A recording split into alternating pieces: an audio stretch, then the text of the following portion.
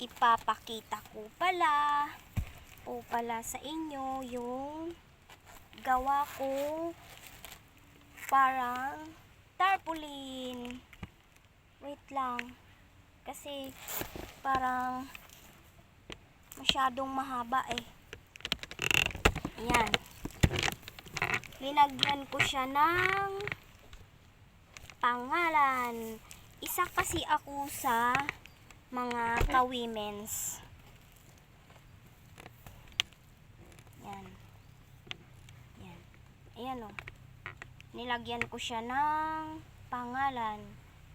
I love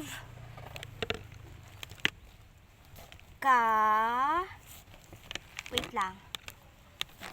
Ano guys? Lipi.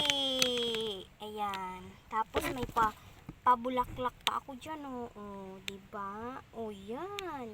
Ganda ng bulaklak ko, oh. Flowers. I love Kalipi pa lang yun. Dito sa baba naman is yan. Flowers again. Then, W. Another W. Then, ano nga? Hindi nakita. F. I love Kalipi. WWF. Dahil sila ang nagbigay sa amin ng pangkabuhayan.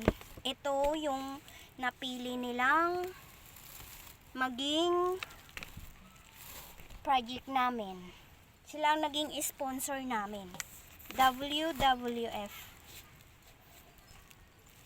Binigyan nila kami ng makina, 2 makina, panggawa ng mga basahan. Tapos, eto rin, gunting, then mga karayom, mga, at iba pa na magagamit. Tsaka yung mga beans kasi meron din kaming gardening. Ayan. Thank you po, WWF.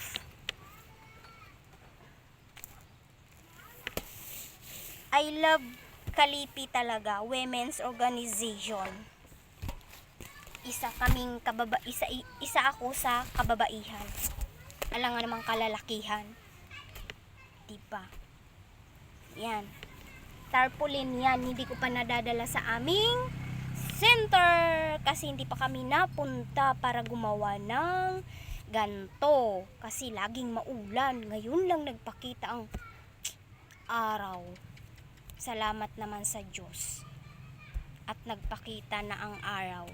Mga Biyernes pupunta kami para naman sa aming center, para naman maggawa naman kami ng ganito. May center po kasi kami na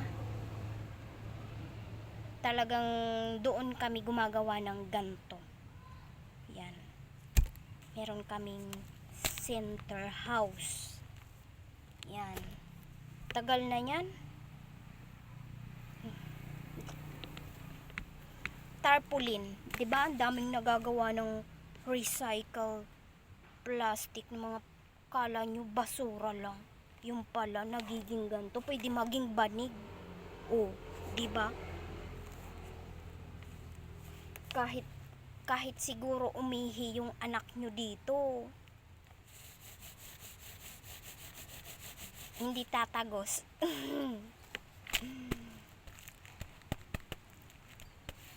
I love it. I love it. Gusto ko talagang ginagawa ko, diba? Bye. Thank you for watching.